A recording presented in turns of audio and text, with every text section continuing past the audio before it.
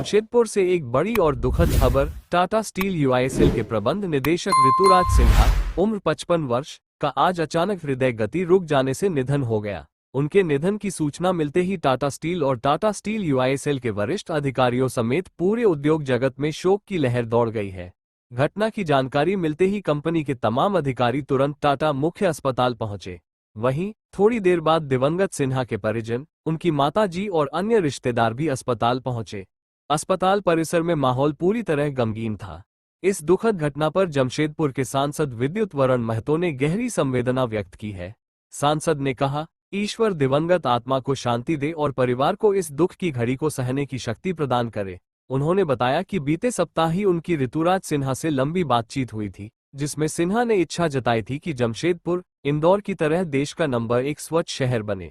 सांसद महतो ने ये भी कहा कि हाल ही में जमशेदपुर ने स्वच्छता पुरस्कार हासिल किया है और आने वाले समय में स्लम इलाकों में काम और तेज गति से किए जाएंगे। सांसद ने दिवंगत सिन्हा को याद करते हुए कहा, सिन्हा बेहद मृदुभाषी और सेवा भाव से ओतप्रोत व्यक्तित्व थे। उनका जाना एक बड़ी क्षति है। ऋतुराज सिन्हा के अचानक निधन की खबर से पूरा जमशेदपुर शोक में डूब गया है। उद्योग जगत से लेकर सामाजिक संस्थाओं तक हर कोई स्तब्ध और दुखी है।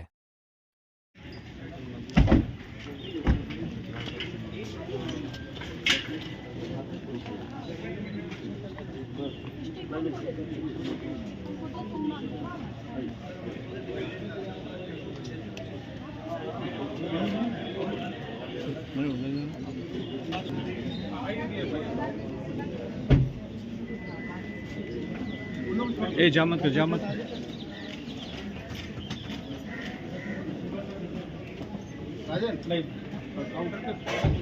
और कैसे हुआ ये घटना तो हमको अचानक अभी खबर मिला, बेटा ने सूचना दे सका।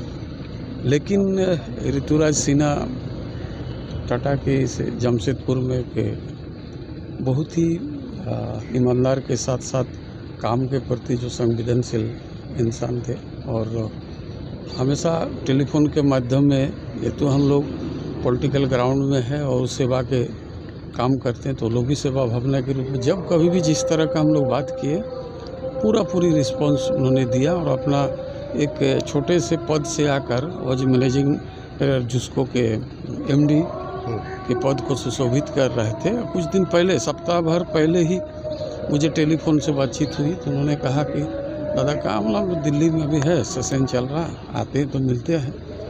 तो इसी तरह हम बोला इंदौर का स्वच्छता का बात हो रहा, बोला मैं जमशेदपुर को भी तो मिला स्वच्छता में प्राइज, तो हम आगे भी काम करना है कुछ स्लम क्षेत्र वगैरह में। तो बहुत ही अच्छे तरीके से, इतना व्यवहारिकता था कि बहुत ही अच्छे एक इंसान को हम लोग खो दिया। आज इस दुख की घड़ी में टाटा स्टील के परिवार के साथ साथ सारे लोग, वो उनके परिवार के साथ हम लोग खड़े, और इस दुख की घड़ी में इस सहनशीलता के ईश्वर से ही प्रार्थना है कि उनका परिवार को इस दुख की घड़ी में उसको ये शांति मिले और सब इससे समय पूरा शहर उनका परिवार के साथ है।